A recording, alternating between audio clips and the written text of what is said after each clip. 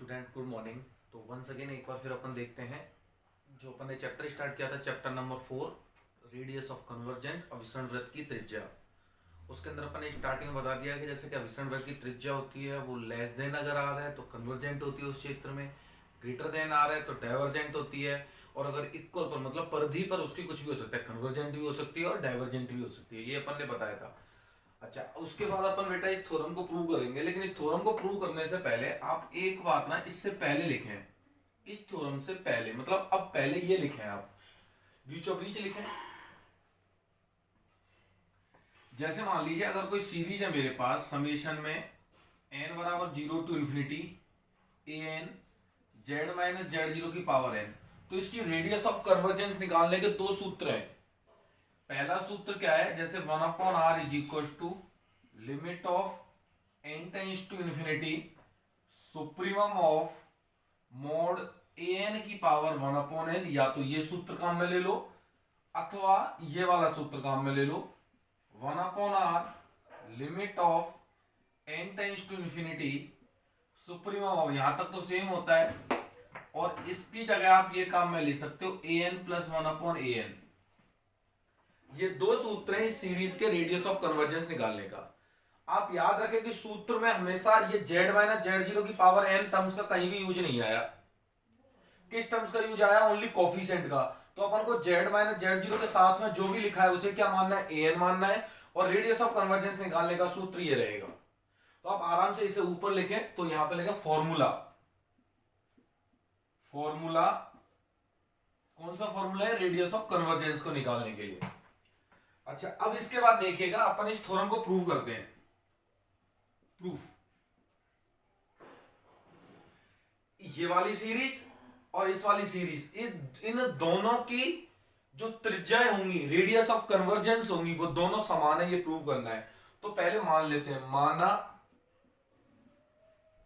Summation n बराबर 0 to infinity a N Z की power n एवं समेशन n बराबर 0 to infinity n a N Z की power n minus 1 की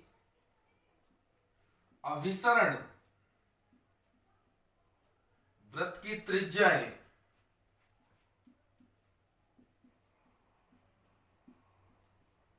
क्रमशः,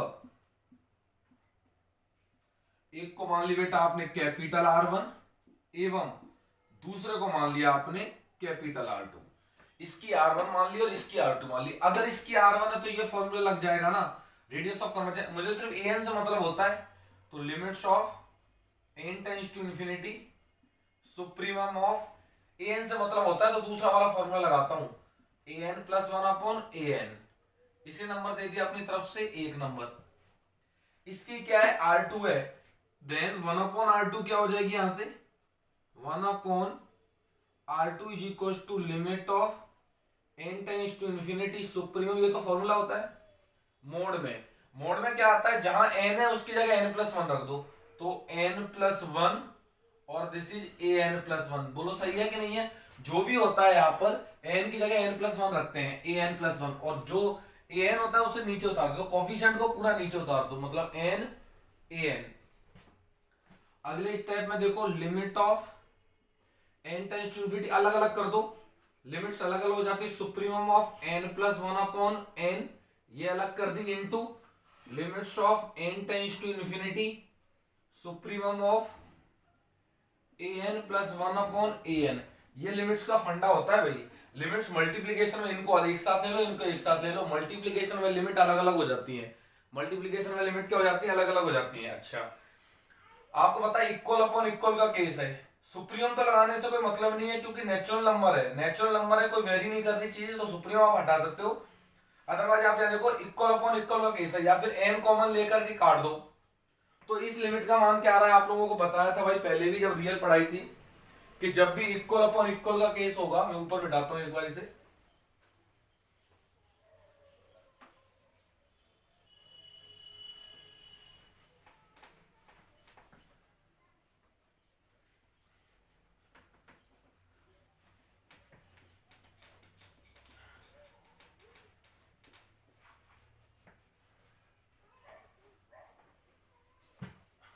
देखो इक्वल अपॉन इक्वल का केस है तो आंसर होता है कोफिशिएंट अपॉन कोफिशिएंट। मतलब अगर ऊपर व नीचे दोनों की डिग्री समान हो तो limit n tends to infinity हो तो आंसर आता है n का कोफिशिएंट 1 और n का कोफिशिएंट 1। तो ये ट्रिक भी है एक तरीके से। तो मतलब 1 अपॉन 1 इसका आंसर हो गया। और सेकंड वाले का आंसर समीकरण 1 में थे, देख दो कितना लिखो तो 1 अपॉन r1। तो इसका मतलब 1 अपॉन r2 का मान बराबर हो गया 1 अपॉन r1 के। इसका मतलब r1 का मान बराबर हो गया r2 के। ये मेरे पास प्रूफ हो गया कि भाई दोनों की रेडियस ऑफ कन्वर्जेंस सेम है। बहुत सिंपल सा कि भाई इसके लिए तो फॉर्मूला लिख दिया, इसके लिए n की जगह n+1 an+1 लिख दिया ऊपर और नीचे an दोनों को अलग अलग कर दिया। ये इक्वल या तो डीएल हॉस्पिटल नियम लगा दो या n कॉमन लिख काट दो, जैसा आपका दिल करे। बाकी आप याद रखें हमेशा जब भी इक्वल अपॉन इक्वल का केस हो कोफिशिएंट अपॉन कोफिशिएंट आंसर आएगा। अगर ऊपर की डिग्री 100 है और नीचे की डिग्री 100 है तो आंसर उसका कोफिशिएंट बटे कोफिशिएंट आता है। ये रट लें, याद रखें कि लिमिट ले लग रही है, मान लीजिए n टेंड्स टू इंफिनिटी और इधर a है x की पावर n प्लस कुछ भी हो और इधर b हो x की पावर n प्लस कुछ भी हो इससे छोटा, तो आंसर बेटा डायरेक्ट याद रखें a बाई बी आता है, a बटे b आता है। तो इस चीज को आप याद रखें। तो रेडियस ऑफ कन्वर्जेंस इस केस में दोनों की क्या आ गई, सेम आ गई। तो ये एक थ्योरम थी जो अपने काम की है। आगे इसका यूज एक नेक्स्ट थ्योरम में आता है। अच्छा, जो अब जो थ्योरम करेंगे अपन वो थ्योरम बेहद इंपॉर्टेंट होगी और जिसे आप देखें एक बार, बहुत बड़ी थ्योरम है, लेंथी भी है बट इंपॉर्टेंट भी है। तो मैं इसे मिटाता हूं, उसका स्टेटमेंट लिखूंगा, फिर उस थ्योरम को क्या करेंगे, प्रूव करेंगे। उतारे आप लोग।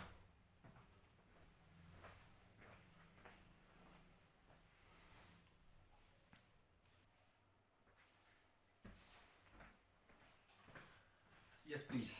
तो नेक्स्ट देखिएगा, नेक्स्ट थ्योरम इस चैप्टर की सबसे इंपॉर्टेंट थ्योरम है भाई और सबसे लेंथी थ्योरम है। Statement theorem number 4.7.3, very very important theorem भाई। अब इसका प्रूफ देखिएगा। पहले देखो है क्या ये थ्योरम। एक घात श्रेणी कोई पावर सीरीज है अपने कन्वर्जिंग सर्कल के अंदर। कन्वर्जिंग सर्कल क्या होता है, z minus z0 less than r। प्रत्येक बिंदु पर विश्लेषक फलन को निरूपित करती है। मतलब खुद जो टोटल सीरीज मिलती है वो सीरीज खुद क्या होगी, एनालिटिक। ये प्रूव करना है। दूसरे शब्दों में कि जो ये जो सीरीज है इसका जो योगफल होता है fz वो अपने अभिसरण वृत्त के अंदर एनालिटिक फंक्शन को निरूपित करता है। समझते हैं पहले एक बार, है ना, प्रूफ देखते हैं, स्टार्टिंग करते हैं, तब धीमे धीमे समझ में आएगी ये थ्योरम। तो क्या है, गिवन सीरीज, गिवन सीरीज क्या दी गई है बेटा आपको, समेशन में n बराबर 0 टू इंफिनिटी an z की पावर n, और मान लिया इसका जो योग आया वो जो फंक्शन कौन आया, एफ जेड आया। ठीक है कि नहीं। अच्छा, अभी अभी अपन ने सीरीज पढ़ी थी n टाइम्स टू n बराबर 0 to infinity n z minus z0 होता था, लेकिन z0 की जगह क्या ले लिया है, 0 ले लिया है। तो मतलब मैं बोलता हूं उसका केंद्र क्या ले लिया है, 0 ले लिया है। कोई सीरीज है, ठीक है कि नहीं, गिवन सीरीज ये है, माना इसके अभिसरण वृत्त की त्रिज्या, अभिसरण वृत्त की त्रिज्या कैपिटल आर है। इसकी रेडियस ऑफ कन्वर्जेंस क्या मान ली, कैपिटल आर मान ली। इसे नंबर दे दिया आपने 1। हमें सिद्ध क्या करना है, हमें सिद्ध करना है, क्या सिद्ध करना है कि जो इसका योग है मतलब एफ जेड किसमें, mod Z less than r, यही होता है इसका converging circle. Mod Z less than r, अंदर कन्वर्जिंग सर्कल होता है mod z is equal to r, less than का मतलब उसके अंदर, उसके अंदर विश्लेषिक फलन है, एनालिटिक फंक्शन है, विश्लेषिक फलन है। ये मुझे प्रूव करना है कि ये जो फंक्शन है एफ जेड इस सर्कल के अंदर विश्लेषिक फलन है। अच्छा, अब आप एक बार देखिए, इसे प्रूव करने के लिए मैं क्या क्या चीज लेके चल रहा हूं। पहले तो ये कंसीडर करते हैं, कुछ चीजें इसमें मानते हैं। आप एक बार देखिएगा, किसी भी संख्या के आगे अगर मोड़ लग जाए, जैसे आपको पता है कि z कोई संख्या है 2 + 3 आयोटा, तो ये तो कॉम्प्लेक्स है, लेकिन अगर आपने इसके सामने मोड़ लगा दिया तो मोड़ क्या आएगा, अंडर रूट में 4+9, इसका मतलब √13, और √13 कोई वास्तविक संख्या है, रियल नंबर है। कौन सी संख्या बेटा? ये रियल है। तो कह सकता हूं कि सर अंदर कोई भी बैठा हो लेकिन मोड़ लग गया तो निश्चित रूप से एक वास्तविक संख्या हो गई, और वास्तविक संख्याओं को आप एक नंबर लाइन के ऊपर शो कर सकते हो। जैसे मान लीजिए -∞, ये मान लिया +∞, यहाँ कहीं क्या हो गया? मोड़ जेड हो गया, और ये कहीं कैपिटल आर हो गया। तो मोड़ जेड का मान किससे छोटा है? कैपिटल आर से छोटा है। ये सीन है, मोड़ जेड का मान किससे छोटा है? कैपिटल आर से छोटा है। अब मोड़ जेड और आर के मध्य में कितनी संख्या होंगी? इनफाइनाइट संख्या होंगी। उन इनफाइनाइट संख्याओं में से मैंने एक संख्या का मान ली रो, मान ली, माना मोड़ जेड तथा कैपिटल आर के मध्य एक संख्या क्या है? रो है। और इस प्रकार है, किस प्रकार है बेटा? सच दैट कि भैया मोड़ जेड से तो बड़ा है रो, और छोटा किससे है? कैपिटल आर से। इसे नंबर दे दिया 2 नंबर। सेकंड नंबर दे सकते हो आप अपने हिसाब से, 2 है वैसे ही नंबर, 2 दे लेते हैं। मिटा के दे देता हूं दूसरा, इसको मिटाया और इसे गिवन नंबर कर दिया 2। एक और बात, अब मैंने क्या किया? मोड़ जेड में कुछ चीज ऐसी जोड़ी कि जो जोड़ने पर किससे छोटी हो? रो से हो। मोड़ जेड में कुछ जोड़ दिया, मोड़ जेड में कुछ जोड़ दिया और बहुत छोटा सा जोड़ा, इतना छोटा जोड़ा कि मोड़ जेड तो यहां तक, इसमें कुछ जोड़ दिया। जैसे 2 है, 2.1 जोड़ दिया तो ये 2.1 हो गया। तो मोड़ जेड में कुछ छोटी सी क्वांटिटी जोड़ दी, और क्या क्वांटिटी जोड़ी? मोड़ एच। तो मैं क्या करेंगे?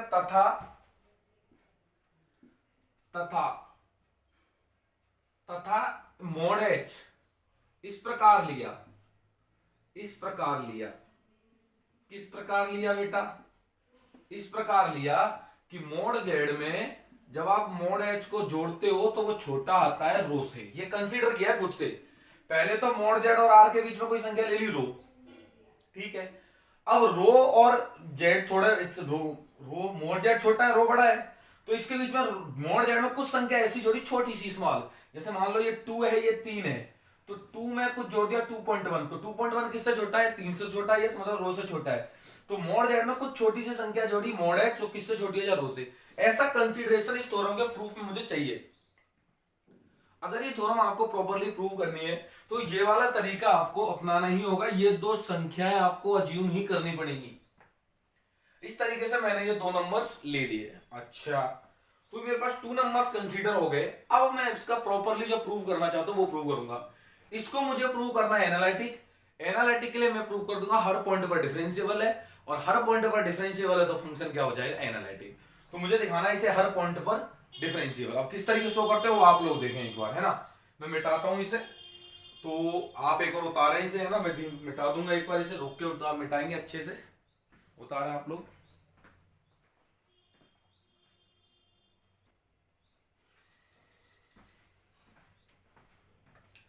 हाँ जी, तो देखिएगा इसमें देखो क्या लेके चल रहा हूं। ये चीज मैंने कंसीडर कर लिया। अब देखो, अब नाउ एक चीज मैं खुद से लेके चल रहा हूं, इसकी वैल्यू निकालना चाहता हूं। देखो, mod F Z plus H minus small F Z, ठीक है कि नहीं है, अपॉन एच माइनस में समेशन में एन बराबर 0 टू इंफिनिटी। इसका अवकलन कर दूं तो देखो क्या आएगा? एन आगे आ जाएगा, तो एन एन जेड की पावर एन माइनस 1। इसका मोड में खुद से लेके चल रहा हूं। कारण क्या होगा कि मैं प्रूव कर दूंगा। अच्छा, ये देखो, इसका आपने बाद में लॉजिक समझ में आएगा ये क्यों लेके चल रहे हैं, ये ऐसा क्यों लेके चल रहे हैं, इसको बाद में लॉजिक समझ में आएगा। बाकी याद रखने के लिए लिखा कि भाई इसमें से ये घटाना है, और ये क्या है? इसका डिफरेंशिएशन है। तो एन आगे आ जाएगा एन जेड की पावर एन माइनस 1, ये इसका डिफरेंशिएशन घटा रहे हैं। ये चीज खुद से लेके चल रहा हूं, टेक करके चल रहे हैं इस चीज को। भाई ये ले लो, इसकी वैल्यू लगातार सोल्व करते जाओ लगातार, और अब मैं दिखाना देखिए किस तरीके से लास्ट में सोल्व होके आता है। तो मैंने क्या है, ये इसमें से इसको घटा के लिख लिया। अब बढ़ता हूं आगे। चलिए आगे बढ़ने का सीन क्या होगा? This will be equal to, इसके बराबर क्या होगा? देखो, मोड रहेगा 1/h को मैंने बाहर ले लिया ऐसे, F Z plus H.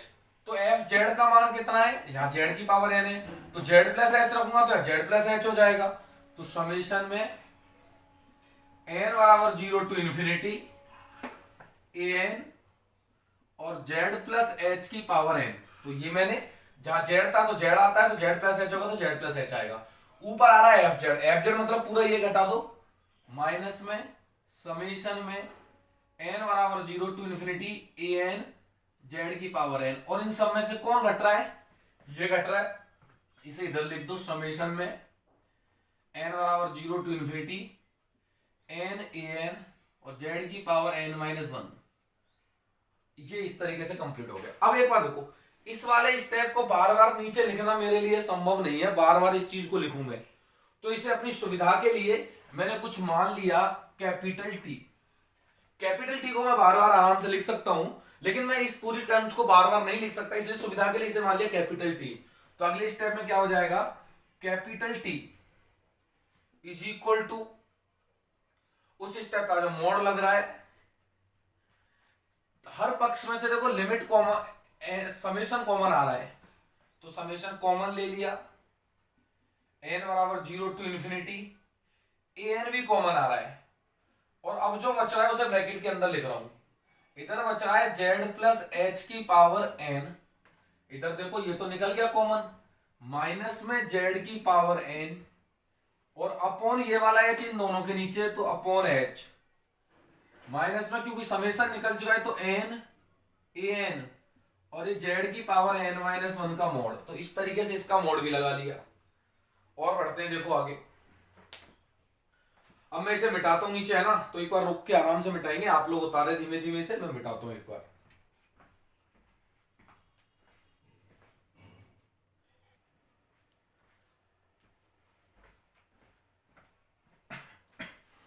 Yes please बेटा।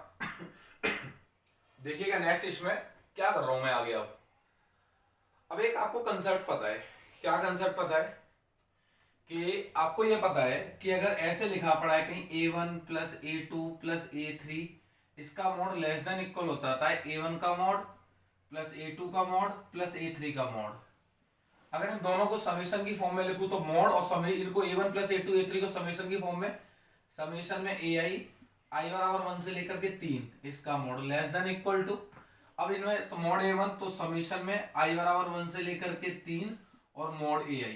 इसका मतलब होता है जब भी मोड समेशन के अंदर जाएगा, लेस देन इक्वल का चिन्ह दे रहा है। सेम इंटीग्रेशन जैसा कंसेप्ट होता है समेशन में, कि जब भी मोड समेशन के अंदर जाएगा तो लेस देन इक्वल का चिन्ह दे दो। ये अंदर पहुंचा, ये अंदर पहुंच गया, किसका चिन्ह दे दिया? लेस देन इक्वल का। तो इस प्रॉपर्टी का यूज करके अगले स्टेप में capital T is less than equal, mode को अंदर पहुंचा दो, तो समेशन में n बराबर 0 टू इन्फिनिटी, मोड अंदर पहुंचा तो an का मोड अलग लगा दिया और इस पूरी संख्या का मोड अलग लगा दिया, इनटू z प्लस एच की पावर n माइनस z की power n upon h minus में n an z की पावर n माइनस 1 का मोड। तो इस चीज को आप साइड में उतार लीजिए कि ये प्रॉपर्टी यहां पर मैंने कॉपी कराई है, और लेकिन मैं इसे मिटाना होगा तो मैं इसे मिटाऊंगा भी, है ना, और इसको नंबर दे दूंगा अपनी तरफ से। नंबर देने की कोई जरूरत नहीं है, इसे मिटा दीजिए, क्योंकि इसमें मैं एक प्रॉपर्टी लिखाऊंगा आपको यहां पर। अब देखिएगा आगे, मैं इसे मिटा देता हूं।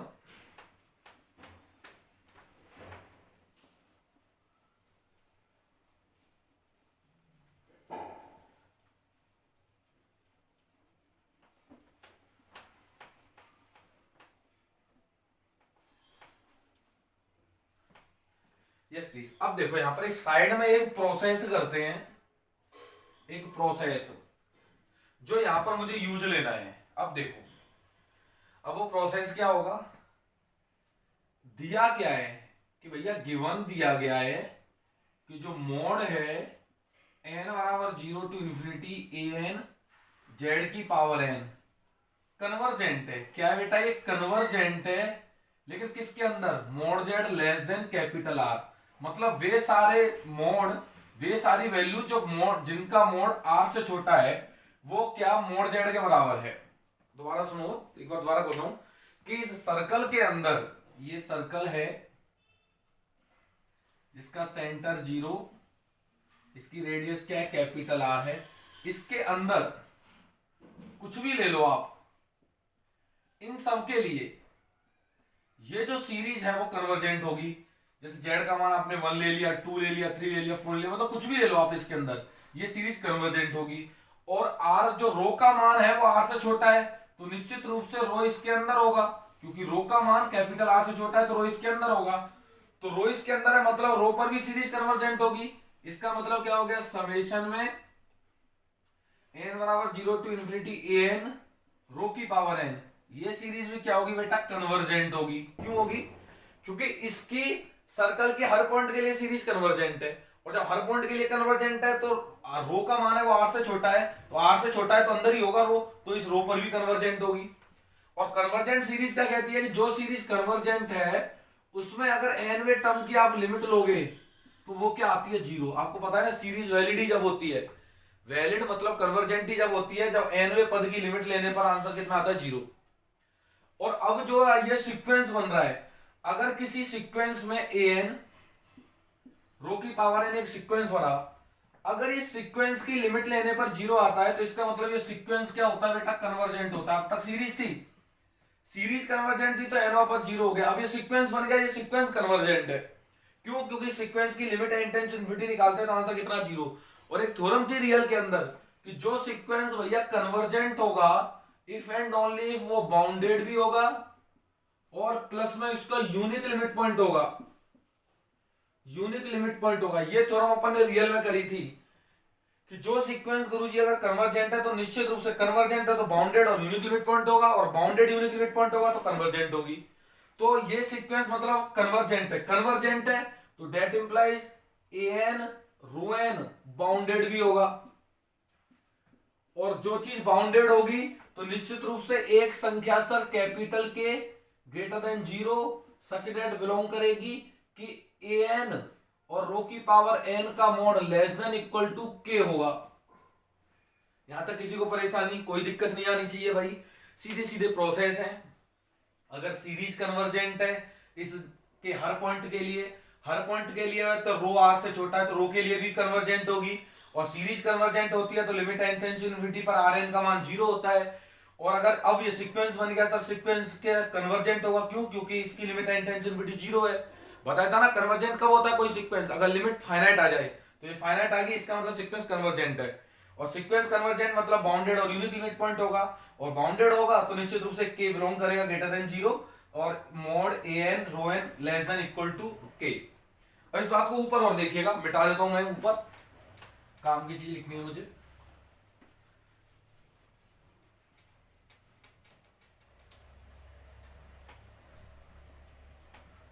आप इसके नीचे लिखना, मैं इस स्टेप को इधर लिख देता हूं, आप नीचे लिखना डेट इंप्लाइज रो अलग अलग हो जाएगा, मोड ए एन और ये मोड रो की power n is less than और इक्वल टू के। लेकिन आपको पता है मोड तो एक पॉजिटिव संख्या है, धनात्मक संख्या है, ठीक है कि नहीं है, धनात्मक संख्या क्योंकि दूरी है, ये दूरी पॉजिटिव होती है हमेशा। Then mod a n is less than equal K upon rho की पावर एन, क्योंकि मोड हट जाएगा, डिस्टेंस का मोड लगाने से क्या मतलब, पॉजिटिव का मोड क्या लगाना, क्योंकि मोड जेड से बड़ी है, मोड जेड मतलब खुद एक पॉजिटिव संख्या, उससे बड़ी संख्या तो ऑलवेज पॉजिटिव होती है, तो ये संख्या मोड जेड से बड़ी है, तो मैंने ये कंडीशन ले ली। इसका मैं यूज कर देता हूं बेटा यहां पर, तो ये जरूरी था यूज करना। तो अगले स्टेप में capital T less than equal summation N बराबर 0 to infinity mod a n. Mod a n की जगह क्या लिखना चाहिए मुझे, ये लिखना चाहिए यहां पर के अपॉन रो की power n and z plus h की पावर एन। और ये अब देखो इसे, ये लिख दिया, कोई दिक्कत नहीं है,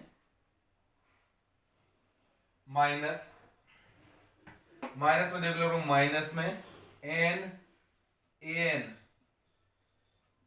जेड की पावर एन माइनस वन, सही से लिखना है ना इसे, एन जेड की पावर एन माइनस वन। तो मैं इसे संग से लिख देता हूं, इसे उतार लो यार साइड वाले को, क्योंकि फिर मैं मिटाने वाला हूं, फिर आप कहोगे कि यार ऐसे कर देते हैं। ये माइनस में एन एन जेड की पावर एन माइनस वन का मोड, ये टर्म्स लिख दी, नीचे एच, और इसको द्विपद प्रसार से खोल दो। द्विपद प्रसार जानते हो, एन सी जीरो जेड की power N, N C one Z की power N minus one H, फिर एन सी टू जेड की power -2 H square plus dot dot dot, इसे दोबारा लिखता हूँ मैं मिटा करके, आप लोग उतार लें उसे, है ना, आरएचएस वाला पद उतार ले और इसे लिख दे, मैं इसे मिटा रहा हूँ तभी टर्म्स कंप्लीट होंगी, क्योंकि फिर यार इधर रायता फैलता है। या फिर एक काम करूं मैं, इसे पूरा और इधर से लिखूं, है ना,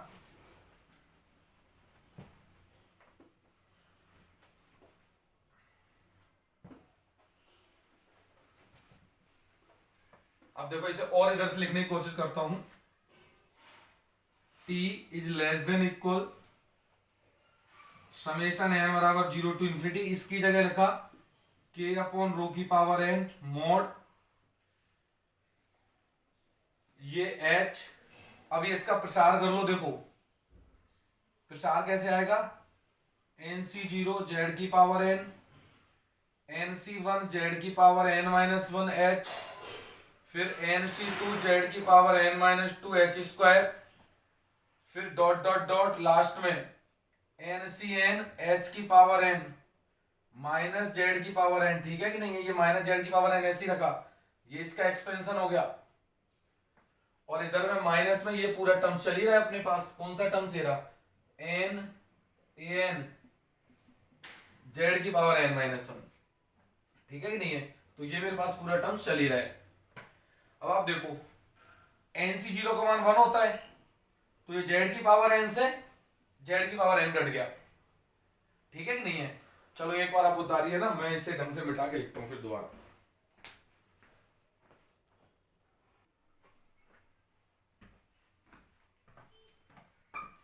इस प्लीज बेटा देखिएगा आगे इसे, तो मैंने जेड की पावर n से nc0 का मान 1 होता है और जेड की पावर n से जेड की पावर n कट गया। फिर अगले स्टेप में देखिएगा, that implies h is less than equal summation n बराबर 0 to infinity k upon rho की पावर n मोड h का अलग अलग भाग दे दो, मतलब हर इस स्टेप में भाग, इस स्टेप में भाग, हर स्टेप में भाग दे दो, तो देखो क्या आ रहा है, nc1 जेड की पावर n-1 s से h गायब हो गया, nc2 जेड की पावर n-2 h स्क्वायर था तो h हो गया, फिर dot dot dot ncn h की पावर n-1, तो h की पावर n था, h की पावर n-1 माइनस में देखो n an और z की पावर n-1 n an और z an, तो बेटा देखो स्टार्टिंग से इसको कॉमन ले लिया था ना an को, तो इस वाले स्टेप में आपने थोड़ा गलत लिख रखा है अपन ने बार बार, an को तो काट लेना, क्यों काट लेना, इससे पहले वाले स्टेप से भी, क्योंकि an तो अपन ने सबसे बाहरी कॉमन ले लिया, तो सॉरी मिस्टेक है, आप लोगों ने पहले भी an लिख रखा था, तो an उधर से काट लेना, जस्ट मिस्टेक। तो आप रिवर्स में लेकर के प्रोसेस को मैं बार बार नहीं कर रहा उसे, तो आप एक काम करना, जो an गलती से मैंने लिख रखा है उसे आप कॉमन ले लेना, ठीक है, याद नहीं था तो आप an को कॉमन ले लेना, और an कॉमन आ गया तो इधर an मत लिखना, मतलब जो चल रहा था ना इधर an इसके साथ उसको मत लिखना बस, ठीक है, दैट्स क्लियर। nc1 का मान होता है n, तो n ये प्लस में है और फिर ये इधर से कट जाएगा, और जब तक आप an लिखोगे तो कटेगा नहीं, क्योंकि n तो भाई कॉमन निकलेगा, n लिखने का मतलब ही नहीं निकल रहा, तो थोड़ी मिस्टेक होगी। तो बचा क्या लास्ट में अपने पास, देखो that implies capital T less than equal summation में n बराबर 0 टू इंफिनिटी k रो की पावर n, अरे कर लेना यार, है ना, उसे ध्यान से, है ना, अपने जो कुछ नहीं करना, जो an इसके साथ चल रहा है ना, एक दो स्टेप पहले उसको काटना है, बस हटाना है उसे, ठीक है, तो आप हटा दीजिएगा अपने स्तर पर k अपॉन रो की पावर n। अब देखो बचा क्या मोड में, nc2 z की पावर n-2 h, फिर सिमिलरली nc3 z की power n-3 h square plus dot dot dot ncn h की पावर n-1 और इसका मोड, फिर से मोड में समेशन के अंदर ले जाऊंगा, और समेशन के अंदर जाएगा सब, फिर से मोड में समेशन जोड़ी तो है ये, x प्लस वाई का mod less than equal to mod x plus mod y, तो फिर से लेस देन इक्वल का चिन्ह मिलेगा, मतलब t is less than equal k बाहर निकाल लो, समेशन n बराबर 0 टू इंफिनिटी। अब देखो मोड को अंदर पहुंचा दिया तो nc2 एज इट इज, तो nc2 तो ऑलवेज पॉजिटिव होता है भाई, ncn nc2 nc3 always positive, तो मोड z के ऊपर लगेगा n-2 और ये मोड h, फिर nc3 पॉजिटिव बाहर, मोड इसके ऊपर लगेगा z की पावर n-3, मोड एच, फिर प्लस में N C N and mod H की power this is N minus one. तो इसका मैंने मोड लगा दिया, मोड नहीं लगेगा अब क्योंकि मोड तो अंदर चला गया, तो ये अपने पास ओनली ब्रैकेट आएगा। और ब्रैकेट भी कैसा आएगा, देखो आप लोग, इस तरीके से ब्रैकेट आएगा ये, दैट्स ब्रैकेट। अब क्या करोगे इस प्रोसेस को, फिर देखो, और रो की पावर एन है तो यहाँ एक 1 अपॉन रो की पावर एन भी रहेगा। सॉरी यार, मिस्टेक्स हो जाती है, 1 अपॉन रो की power n. That implies capital T less than equal K summation में एन बराबर 0 टू इंफिनिटी 1 अपॉन रो की पावर एन ब्रैकेट। अब देखो NC2 है यहां पर, तो मैंने क्या किया, NC1 मोड जेड की पावर n माइनस वन ये जोड़ दिया इधर, और यही same term NC1 mode Z की पावर n माइनस वन ये घटा दी। क्या किया, NC1 मोड जेड की पावर n माइनस वन जोड़ा इधर, और इसी टर्म्स को घटा दिया, और बाकी इसे पूरा उतार दिया। NC2 मोड जेड की power n minus two mod h, फिर NC3 मोड जेड की power n minus three mode h, plus dot dot dot NCn mode h की पावर n माइनस वन। कोई दिक्कत? क्या किया, ये वाली टर्म्स को आपने जोड़ी है और इतनी वाली टर्म्स को आपने ये इधर घटा दिया है, और ये पूरा स्टेप एज इट इज लिखा। तो ये स्टेप्स रिमेंबर है, इंपोर्टेंट है। Mode h is less than equal K summation n बराबर 0 टू इंफिनिटी 1 अपॉन रो की पावर n। अब देखो ऊपर मोड h से गुणा कर रहा हूं मैं यहां तक की टर्म्स को, यहां तक की टर्म्स को, और मोड h से भाग दे रहा हूं। तो मैंने मोड h से नीचे क्या दे दिया, भाग दे दिया। माइनस में NC1 मोड z की power n minus one as it is, mod h से भाग दे दिया तो ऊपर मोड h से गुणा करना पड़ेगा। That means NC1 mod z की power n minus one mod h, फिर NC2 मोड z की power n minus to, just 1 second, n minus two mod h square, फिर NC3 z की power n minus three mode h cube, square हो जाएगा, ये square हो गया और यहाँ स्क्वायर होगा, ठीक है ना, ये क्यूब हो जाएगा, plus dot dot dot NCn mode h की पावर n। तो ये मैंने क्या कर दिया, इस तरीके से लिख दिया, मोड h से ऊपर गुणा और नीचे भाग। तो काटोगे तो फिर से वही रिटर्न स्टेप आ जाएगा। तो मैं नीचे मिटाता हूं, आप लोग उतारे है ना, ये दो स्टेप्स मिटाता हूं।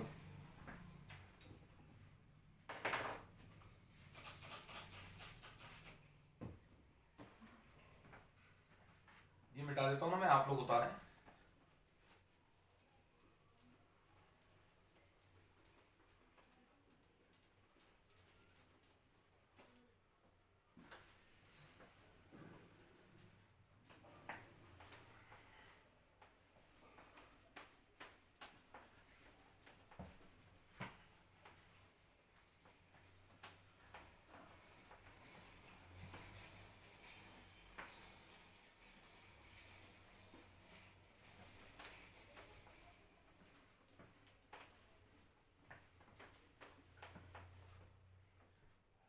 यस, नेक्स्ट स्टेप में एक और स्टेप देखिएगा।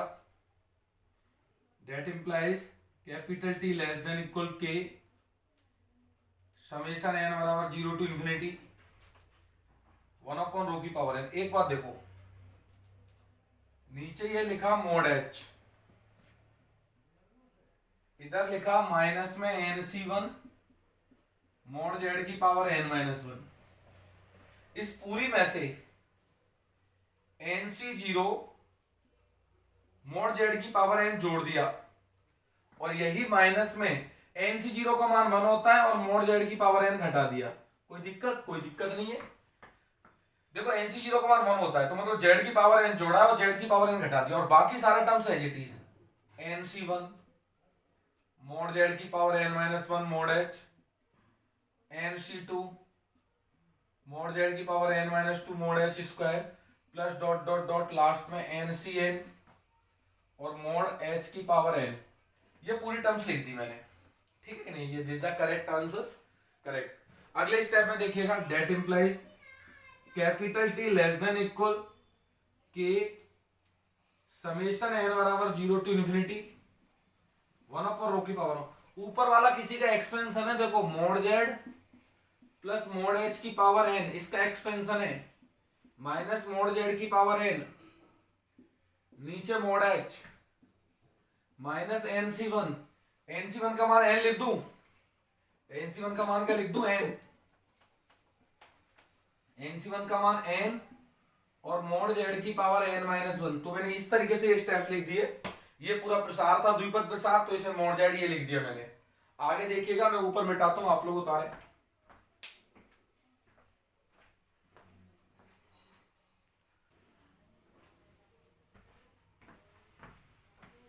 यस प्लीज, सॉरी, देखिएगा नेक्स्ट इसके आगे। तो अपन ने यहां तक मिटा दिया ना, अब आप आगे देखो, है ना, आगे आगे आगे कैसे करेंगे, ऐसे से। That implies capital T less than equal के एज इट इज। देखो सब में से मोड एच बाहर आ रहा है, तो मोड एच को ले लो बाहर, बाहर ले लूं, सही है, बिल्कुल कोई दिक्कत नहीं है। फिर अगले स्टेप में समेशन में एन बराबर 0 टू इन्फिनिटी, रो की पावर एन इसके भी नीचे ले आओ, इसके भी नीचे ले आओ, तो mode Z plus mod H की पावर एन अपॉन रो की पावर एन, माइनस में mode z upon mode rho की पावर एन, दोनों की पावर एन है। फिर ये रो एन इसके नीचे भी आ जाएगा, माइनस में n mod z upon rho की पावर एन, और दिस इज एन माइनस 1। तो मैंने क्या किया, इसके रो एन को मैं सबके नीचे ले गया, capital T less than equal K upon mode H. Summation भी अलग अलग कर दो, तो देखो समेशन में एन बराबर 0 to infinity mod Z plus mod H by rho की पावर एन, माइनस में समेशन एन बराबर 0 to infinity mod Z by mod rho की पावर एन, माइनस में समेशन में एन बराबर 0 to infinity N mod Z की power N minus 1 and mod rho की power N. क्या किया, समेशन हर किसी के साथ लगा दिया। अब जरा बेटा इनके प्रसारों पर आइए। जैसे मैं आपसे पूछूं 1 अपॉन 1 माइनस एक्स का मान क्या होता है, तो 1 माइनस एक्स की पावर माइनस 1, इसका मतलब 1 plus x square plus x cube plus dot dot dot चलते चले जाओगे। इसको समेशन की फॉर्म में लिख दो, तो समेशन में n बराबर 0 टू इन्फिनिटी x की पावर n, तो इसका मान किसके बराबर है, 1 माइनस एक्स के बराबर है। इसका मीनिंग क्या है कि अगर x की पावर n है और n बराबर 0 टू इन्फिनिटी, तो आंसर आता है 1 अपॉन 1 माइनस एक्स। तो ये x की पावर n है, तो आंसर आएगा 1 अपॉन 1 माइनस एक्स, और x की जगह ये पूरा, तो ये अप्लाई कर लूंगा। सिमिलरली देखिएगा 1 अपॉन 1 माइनस एक्स का होल स्क्वायर, इसे ये लिख लो 1 माइनस एक्स की power minus 2, that means 1 plus 2x plus 3x square plus 4x cube plus dot dot dot. और इसको आप ऐसे लिख सकते हो, समेशन में n x की पावर n माइनस 1 और n बराबर 0 टू इन्फिनिटी। चेक करके देख लो, नहीं तो खोलोगे वापस आएगा, 0 रखोगे तो वही, 1 रखोगे तो ये आ जाएगा, और 2 रखोगे तो ये आ जाएगा, 3 ऐसे आते चले जाएंगे। किसकी वैल्यू है ये, 1 अपॉन 1 माइनस एक्स का होल स्क्वायर। तो इन सारी टर्म्स को मैं इस तरीके से कंसीडर कर सकता हूं। अच्छा, एक ये है मेरे पास, अच्छा यार एक गड़बड़ कर दी क्या अपन ने, गड़बड़ कर दी क्या, यहां से जब आपने मोड एच कॉमन लिया है, तो जब यहां से कॉमन लिया है तो मोड एच इसमें तो है ही नहीं है, तो इससे गुणा हो जाएगा यहाँ मोड एच, तो आप यहां पर मोड एच से गुणा और कर लें, ये गड़बड़ है, ये मोड एच और दिस इज मोड एच। तो थोड़ा सा आप इसे और कंसीडर करें अच्छे से, मोड एच है ना। अच्छा फिर यहां से क्या होगा, मोड एच में तो एन है नहीं है, तो मोड एच बाहर आ जाएगा। तो इस स्टेप को, अरे यार ये बिखर जाती है इनके यार। तो यहां से क्या होगा, मोड एच बाहर अपॉन रो की पावर एन है, तो रो की पावर एन माइनस 1 और बाहर रो ले लू, चलेगा क्या, बिल्कुल चलेगा, क्योंकि भाई सेटअप ही ऐसा करना है मुझे, n इंटू एक्स की पावर n माइनस 1, तो n इंटू एक्स की पावर n माइनस 1 का 1 अपॉन 1 माइनस एक्स का स्क्वायर हो जाएगा ये।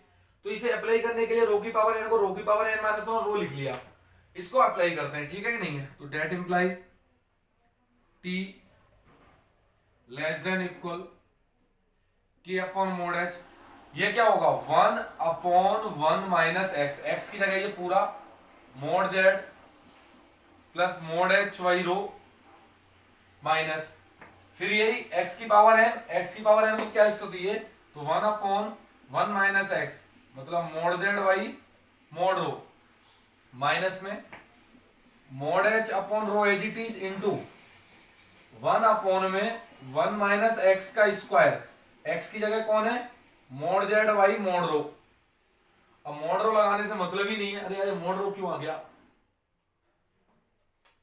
ये मोड को तो जरूरत ही नहीं है ना, मोड तो पॉजिटिव हो जाएगा, बाकी लगा लिया तो कोई दिक्कत नहीं है, बाकी ये मोड तो पॉजिटिव हो जाएगा यार। शिट यार क्या हो रहा है ये, दिस ये कोई मतलब ही नहीं है मोड लगाने से, इसके आगे भी कोई मतलब नहीं है और इसके आगे भी कोई मतलब नहीं है, ठीक है कि नहीं है, ये इस तरीके से, सॉरी लेट्स फॉर दैट, ये मोड लगाने से कोई मतलब नहीं है और इधर भी मोड लगाने से कोई मतलब नहीं निकल रहा, तो इसे सही से लिखेंगे अपन, है ना। तो मोड क्यों लगाया अपन ने, डायरेक्ट रो की पावर n है उधर, सॉरी इसके लिए भाई मिस्टेक लग गया, ये माइनस में मोड z वाई रो का होल स्क्वायर, तो इस तरीके से कैलकुलेट कर लिया इसे, और ये मेरे पास ब्रैकेट बन। अच्छा अब आप देखिएगा आगे, capital T less than equal to k upon mod h, rho इधर रो ऊपर पहुंच जाएगा तो रो अपॉन में rho minus mod z minus mod h, तो ये ऊपर गया और इस तरीके से लिख दिया माइनस में, ये इधर रो ऊपर गया रो और ये रो माइनस मोड z हो जाएगा और ये रो स्क्वायर हो जाएगा ऊपर, रो से रो कट जाएगा तो मोड h अपॉन में मोड h, ठीक है कि नहीं है, ये रो स्क्वायर हो जाएगा, रो से रो कट जाएगा तो ऊपर रो बच जाएगा और रो माइनस मोड z का होल स्क्वायर, तो इस तरीके की टर्म्स आ जाएंगी मेरे पास, ठीक है। इतना करेक्ट चल रही है वैल्यू, कैलकुलेशन है बेटा, अब तो नीचे मिटा देता हूं इसे।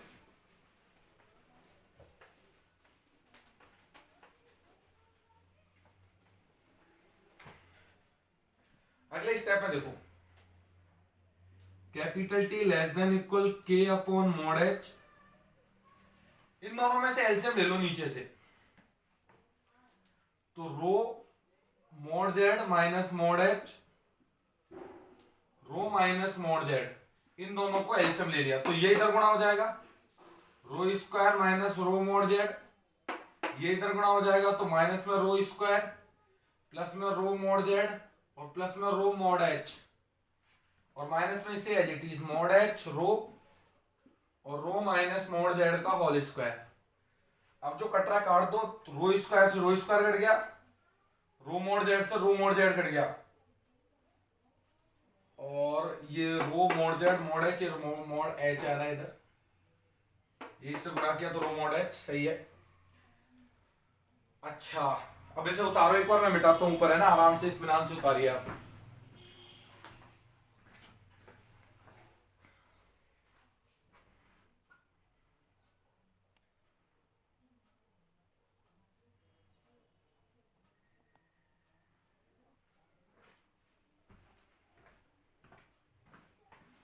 जस्ट प्लीज देखिएगा आगे का स्टेप, देखो मोड h कॉमन आ रहा है और कैंसिल आउट हो रहा है, ठीक है कि नहीं है, मोड h कॉमन लो और कैंसिल आउट हो रहा है, तो अगले स्टेप में क्या आ रहा है बेटा, ये आ रहा है, देखिएगा capital T less than equal K, mod h गायब हो गया तो रो अपॉन में रो माइनस मोड z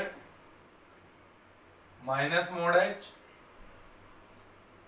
रो माइनस मोड z माइनस में रो अपॉन में रो माइनस मोड z का होल स्क्वायर, ये आ गया।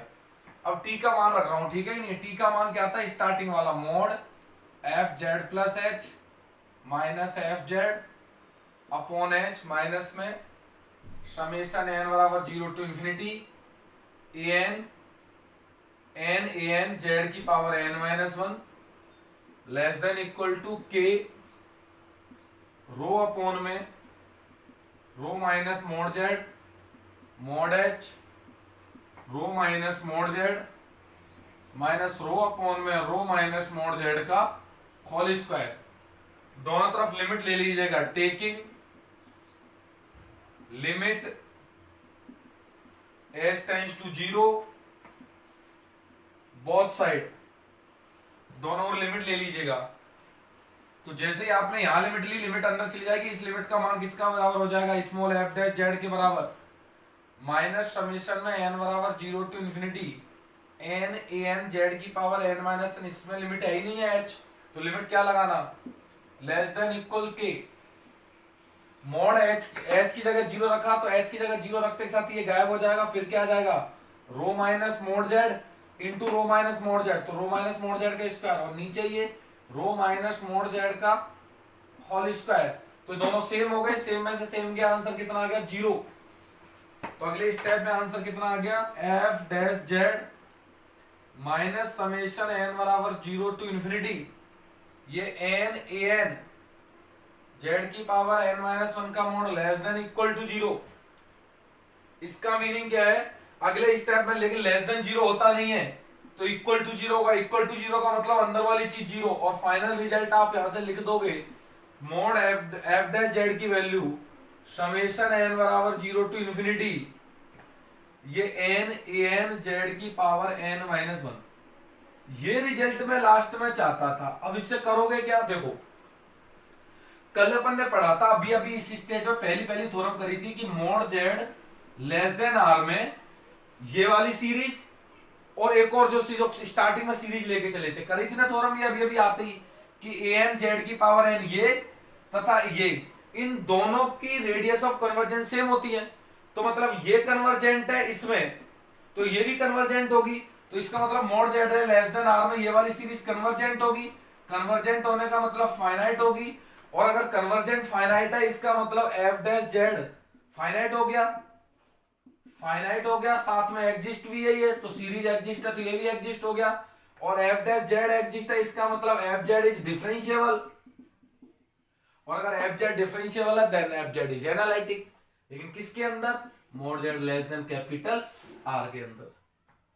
बड़ी थ्योरम है, प्रैक्टिस पे ही आएगी, मेरे को भी देखा हिम्मत बहुत रखनी पड़ती है, थ्योरम में मिस्टेक होने के चांस बहुत रहते हैं, तो लेंथी थ्योरम है भाई, लेकिन इंपॉर्टेंट बहुत है, एग्जाम में बहुत बार आती है, आप लोग है ना, मैंने इसे जनरली लगातार नहीं कराता था, लेकिन अब कराने लग गया, क्योंकि भाई लग रहा है कि शायद एग्जाम में आ जाए इस वाली बार ये, तो आप प्रॉपर ढंग से मेहनत करें, बहुत इंपॉर्टेंट थ्योरम है, ठीक है कि नहीं है। बाकी अपन नेक्स्ट लेक्चर पर और भी थ्योरम करेंगे।